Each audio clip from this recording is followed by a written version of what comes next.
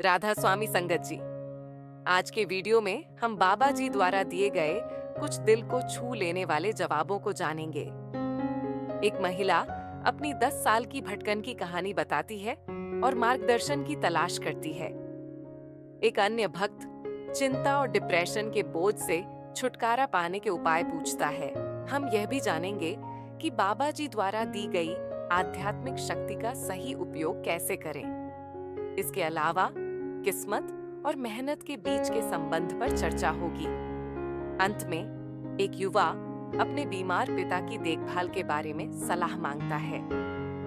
इन जीवन बदलने वाले प्रश्नों पर बाबा जी की गहन समझ को जानने के लिए हमारे साथ बने रहें। इस वीडियो का उद्देश्य बाबा जी की शिक्षाओं और उपदेशों को हर किसी तक पहुंचाना है, ताकि हम सब उनके ज्ञान से लाभान्वित हो सकें। आपसे निवेदन है कि वीडियो को पूरा देखने के बाद कमेंट में राधा स्वामी जरूर लिखें। बाबा जी, मैं 10-12 साल से भटक रही थी, अपने रास्ते से भटक गई थी। बाबा जी, मेरे में बहुत कमियां हैं। मैं कई बार गलत फैसले किए हैं और बहुत सी गलतियां की हैं। बाबा जी कहते हैं, देखो बेटा, ऐसे मत सोचो। कोई भी इंसान ऐसा नहीं है जिसने गलती नहीं की। हर किसी के जीवन में उतार चढ़ाव आते हैं।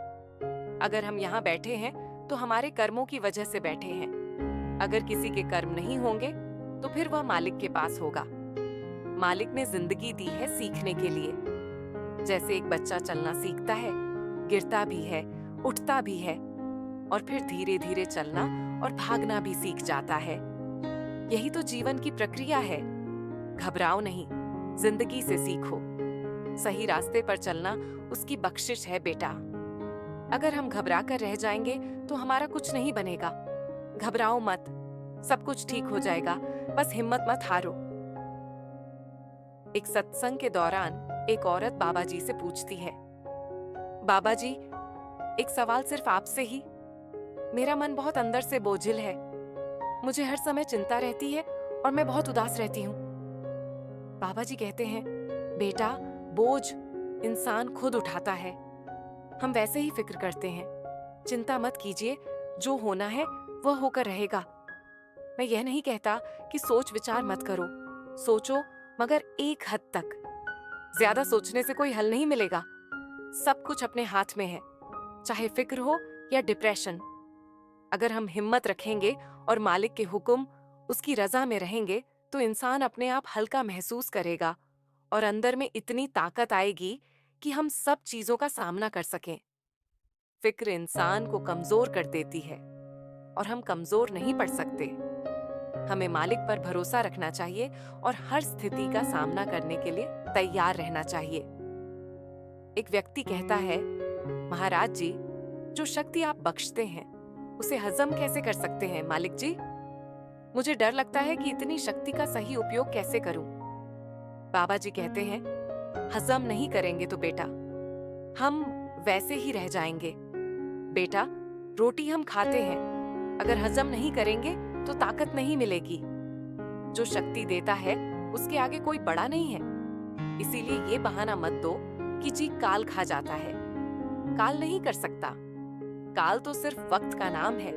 काल सिर्फ हिसाब किताब मांगता है। अब कदम तो हम उठाते हैं ना। अगर गलत उठाएंगे तो हिसाब किताब मांगेगा। अगर गलत नहीं उठाएंगे तो क्या हिसाब किताब मांगेगा? जो शक्ति मिलती है उसका सही उपयोग करने की जिम्मेदारी भी हमारी होती है। हमें इस शक्ति का उपयोग सही दिशा में करना चाहिए ताकि हम अपने जीवन को बेहतर बना सकें। ठीक है महाराज जी, जब हम किसी भी परीक्षा की तैयारी करते हैं और हम किसी और परीक्षा की तैयारी कर रहे हैं, अपनी किस्मत में कोई और चीज लिखी हो या किसी और परीक्षा के लिए हम खड़े हों, वहां किस्मत काम आएगी या अपनी मेहनत? बाबा जी कहते हैं, बेटा, किस्मत तो सिर्फ तुम्हें मुकाम तक ले जा सकती है, उसके आगे तुम्हारी मेहनत चलेगी। किस्मत तुम्हें रास्ता दिखा सकती है, लेकिन उस रास्ते पर चलने के लिए मेहनत तुम्हें ही करनी पड़ेगी।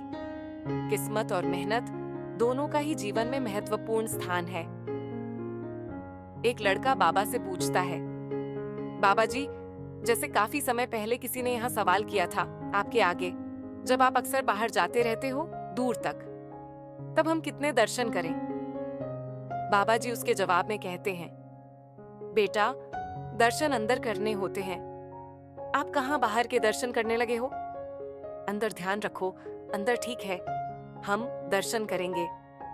बेटा, निर्गुण स्वरूप के, बाहर के स्वरूप के नहीं करने। दर्शन का असली मतलब अंदरूनी शांति और आत्मिक विकास है। जब हम अंदर की ओर देखते हैं, तभी हमें सच्चे दर्शन होते हैं। बाहर की चीजों में उलझकर हम असली दर्शन नहीं कर सकते। लड़का फिर से पूछता है, मेरे पापा जी को थोड़ी सी मानसिक समस्या है। उन्हें ब्रेन अटैक हुआ था, बीमार हो गए थे। अब उनकी याददाश्त कमजोर हो गई है, यानी 2-4 मिनट बाद भूल जाते हैं। और जब भी डेरे की कोई बस देखते हैं, सेवा पर जाने को अक्सर कहते हैं कि सेवा पर जाना है, पर वे मानसिक रूप से पूरी तरह ठीक नहीं है। और हमारी उनके प्रति क्या जिम्मेदारी बनती है? बाबा जी कहते हैं, बेटा, सेवा करो, घर का माहौल अच्छा रखो। जैसे जब हम छोटे थे, माँ बाप ने हमें संभाला था, वैसे ही तुम उन्हें संभालो बेटा। ये हमारी जिम्मेदारी है कि हम अपने माता पिता की सेवा करें, खासकर जब वे बीमार हों।